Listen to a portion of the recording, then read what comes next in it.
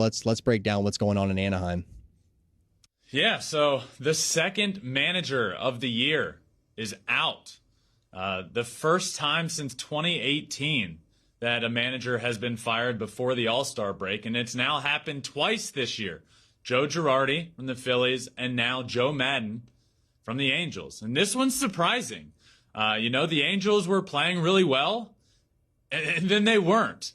And the Angels are now in the midst of the longest losing streak in the history of their team, of their organization. It's at 14 games now. When Joe Maddon was fired, it was at 12.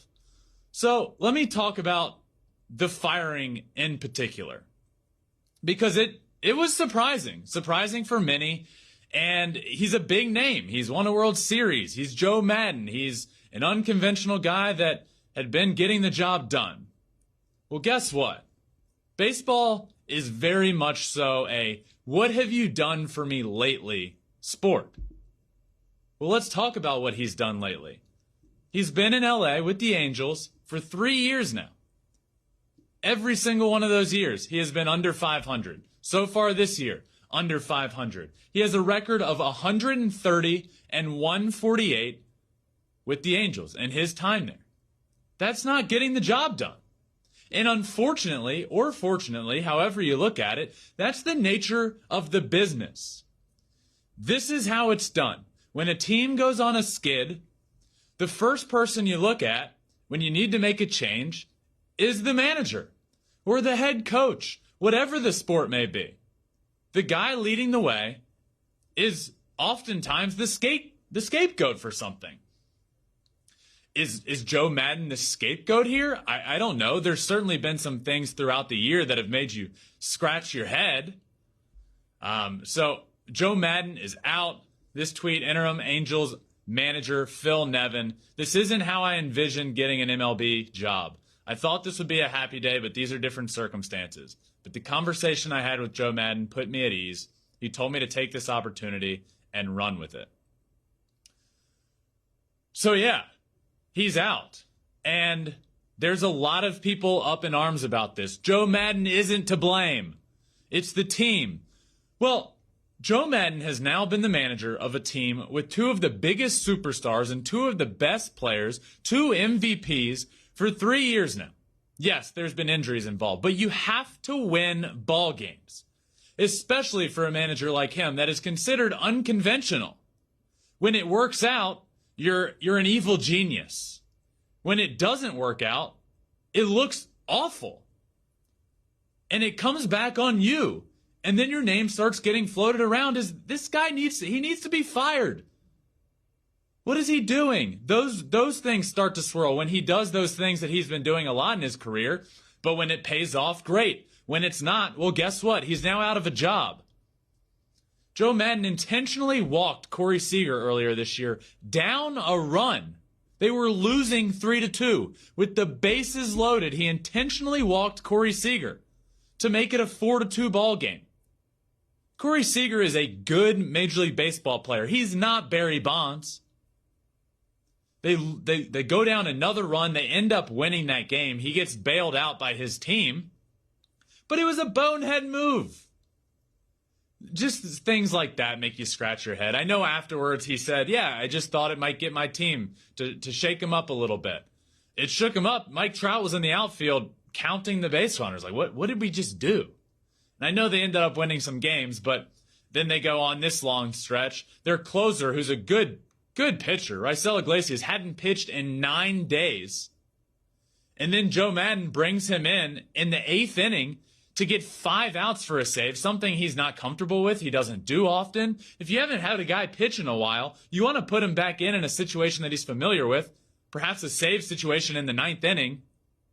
So there's just been some things along the way, but the truth of the matter is, whether it was warranted or not, or you want to place a bunch of the blame on Joe Maddon or not, he hasn't been getting the job done. Plain and simple. You now have a team that is very talented and, again, has two of the best players on the planet, and everybody knows time is ticking with this team. Shohei Ohtani has said before, I just want to win. That's what I want to do. I want to win baseball games. So then they go in and they bring in some new pitchers. They put a team together that's apparently really good and going to compete for a playoff spot. They're in a good position, and then they go on a 12-game losing streak. That's unacceptable. It's unacceptable to lose 12 in a row, which is when he got fired, so I'm not going to put the last two on him. But a team that talented cannot be losing 12 games in a row. And he doesn't exactly have the track record with the Angels of earning more time. He hasn't won there. He's 130 and 148 with the Angels. That's his record when all is said and done. This is the nature of the business. When a team struggles, when a team goes on a really tough skid, when you're expected to win ball games, it falls back on the manager. That's just the truth of the matter. That's the nature of the beast, and it fell back on Joe Maddon, who is now out of a job after 2 years and some change with the Angels, in which he didn't once have a winning season with the Angels. Now, there were injuries involved. Anthony Rendon missed 127 total games in his time, in Joe Maddon's time with the Angels. Mike Trout missed 138 total games. Shohei Ohtani didn't pitch much in 2020, so there were injuries involved. I will admit that. But you got to win. What have you done for me lately? Well, he lost 12 games in a row, and his time with the Angels came to an end. Producer Conrad, surprising. I will say surprising, but I wasn't thrown off by this. I totally understand it. You got to win now. He wasn't winning. This can kind of send, and he said it best early in the year. He said, this can kind of send a message to my guys, a little shock. Well, this will send another shock to a team that needs to be better than they were when he finished up there in Anaheim. Yeah, I think when you go on such a long losing streak like that, you just can't have that much of a payroll. You can't have that much talent. The same thing with the Phillies. We talked off air about it too, where, again, I know I bring everything back to Seattle. A lot of people called for Scott Service's job, but he had half the payroll of the Phillies. They're not spending that much money, so it makes it a lot harder, I think, to make a very hard decision this early in the season and not let guys just play it out. But let's move on. And look, well, one more second here. Let's look at his track record, because Joe Maddon has been considered a really good manager, and he's a World Series winner. And I'm not here to say he's a bad manager, but like I said a little while ago, some of those moves you start making, if they're not working out, well, it looks really bad and it falls back on you. But he took over a Tampa team. He took over with the Rays. I believe the Devil Rays when he took over there. He was there for 9 seasons. 6 of those seasons, they were above 500 and made 4 playoff appearances. In Chicago, when he went to the Cubs, he was there for 5 seasons. They made the playoffs in 4 of those seasons, and they won a World Series in 2016. Now he's had 2 full seasons with the Angels, 0 seasons above 500, and now they're the only team ever to be 10 games or more above 500 and to go on a 14-game losing streak. 12 at the time was still the only team ever. So this is different. And maybe Joe Maddon has been a great manager in the past, and I'm not saying he's not a good manager, but it's what have you done for me lately, and it hasn't been good in Anaheim, and they got to figure it out. It's win now for this team. You have Mike Trout and Shohei Ohtani. It's win right now, and they had to do something, and they did something drastic.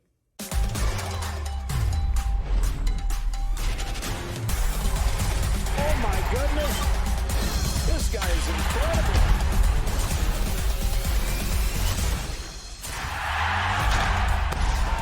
Thanks for watching. If you love Flippin Bats, swinging 3-0, or just talking ball, join us. Call us at 213-537-9339 with your questions. We have a weekly guest, and we have a lot of fun, so hit that subscribe button.